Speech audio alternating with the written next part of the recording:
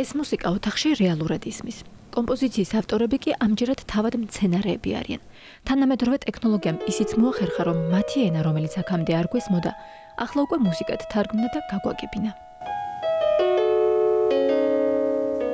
მცენარის მუსიკის მოსმენის შემდგომ კიდევ უფრო კარგად ვიაზრებთ, რომ მცენარე არის ცოცხალი არსება.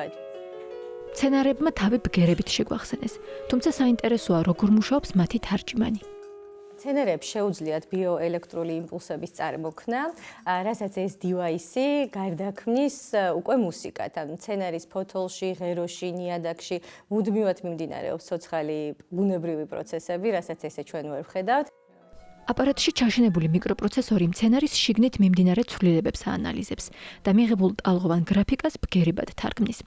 გრაფიკის ყველაზე მაღალი წერტილი მაღალ ნოტს შეესაბამება, დაბალი წერტილი კი დაბალ ბგერას.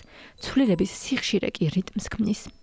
ეს გახავთ ის ჯადოსნური დივაისი, რომელსაც აქვს ესეთი ორი სარჭი, ერთს უერთებთ ფოთოლზე, მეორე ნაწილი ერთდება ნიადაგში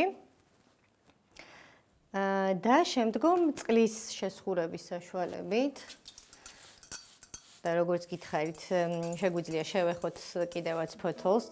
ნახეთ, მალე დაიწყო. ხანდახან დრო სჭირდება, თუმცა ახლა საკმაოდ მალე დაიწყო. კვლევებით დასტურდება, რომ მცენარე შეხებას გრძნობს და მასზე რეაგირებს. თუმცა არსებობს ეგრეთ წოდებული შეჩვევის ეფექტი. როცა ხვდება, რომ ეს შეხება საფრთხეს არ შეიცავს, მცენარე რეაგირებას წყვეტს. შევეხები ფოთოლზე, ესე ნაზად. ამ დროს გრძნობს ჩემს ენერგიას. ნახეთ, გაიჭირდა.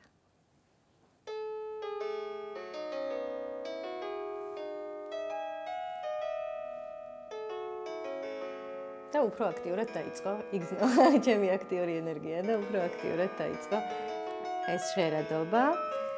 ახლა მოდით მონსტერას მოусმინოთ. რა სურს, როგორ ხასიათზეა. მოვისმინოთ მისი ხმა. ფიქრობ თქვენს ენერგიასაც გრძნობენ და დღეს აქტიურად მაილევა იწყებენ სიმღერას ჩვენი მცენარეები.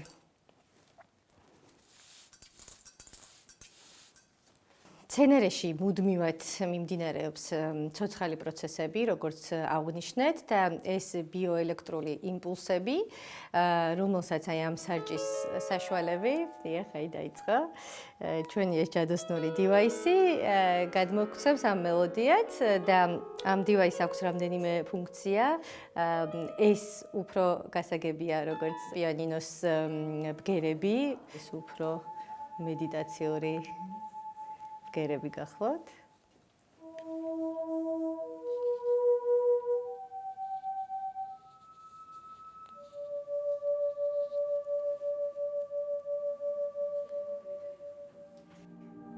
მუსიკის სიხშირე მცენარის მდგომარეობაზე ინფორმაციასაც გვაწვდის. მაგალითად, ნოტების გაიშვიათება შეიძლება იმას ნიშნავდეს, რომ მცენარეს წყალი აკლია და მასში ქიმიური პროცესები შენელებულია. თუმცა, თუ მცენარე დავაზიანეთ ან არაბუნებრივ გარემოში ყავს, მისი რიტმი შეიძლება პანიკურად აჩქარდეს. სულ ცოტა ხნის წინ თავად მოვისმინე, როგორ ჟღერს ეს მელოდია, რაღაცნაირად გაბმულ კივილს მივამსკავსებდი. ინტერიერის სცენარე ყავდა დღის განმავლობაში ქარიან გარე ივენტზე და დღის ბოლოს ჩვენც გავიყინეთ და ჩვენი მცენარეებიც და ესე დაღლილებმა მოусმინეთ. მცენარეებს თავისი ენა აქამდეც ჰქონდათ. მეცნიერები დიდი ხანია საუბრობენ ნიადაგქვეშა ფესვთა სისტემაზე, რომლითაც ისინი ერთმანეთს საინფორმაციო სიგნალებს უგზავნიან. საფრთხის შესახებ აფრთხილებენ ან სუსტ მცენარეებს საკვებს აწვდიან. ახალი კვლევით ისიც დასტურდება, რომ მცენარეთა მუსიკა სხვა მცენარეებისთვის თერაპიულია და ზრდაში ეხმარება. ეს როგორც ადამიანებს შეგვიძლია, რომ ერთმანეთს გვერდში დაუდგეთ ხოლმე და გავაძლიეროთ, ასე შეუძლიათ მცენარეებსაც. რადგან თითოეული მცენარე უკრავს, ჩვენი რესპონდენტი მალე მათ ერთობლივ ორკესტრირებულ სიმფონიას მოგვასმენინებს. მანამდე კი ორი სიტყვა მის შესახებაც უნდა ითქვას, ვინც ამ მცენარეებს თავი ერთ სივრცეში მოუყარა. თითოეულ მცენარის გუნდთან ერთად თავად უვლის და თიხის ქოთნებსაც მათთვის საკუთარი ხელით ამზადებს. თიხასთან მუშაობა გარდა იმისა, რომ თერაპიული არის, მაძლევს იმის საშუალებას, რომ ჩემი მცენარეები უფრო ლამაზად და ეკომეგობრულად ვაცხოვრო. მცირე ვორკშოპებთან ერთად აქ მცენარეებისთვის სამკურნალო სივრცეც არსებობს. ამიტომ თუ ვინმეს ყვავილს რაიმე უჭირს, სწორედაც რომ აქაურობა ახსენდებათ.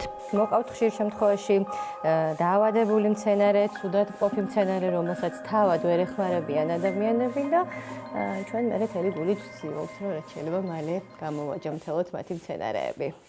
რადგან ამ სივრცეში ყველა მცენარე სავსებით ჯანმრთელია და ხმაც კარგი მოსდევთ, ხელნაკეთ ქოთნებში თავმოწონების შემდეგ მათი ერთობლივი სიმღერის დროც დგება. ხელსაწყოს თითოეულ მათგანს დაუმაგრებენ და ყვავილების ორკესტრიც ასე აჟღერდება.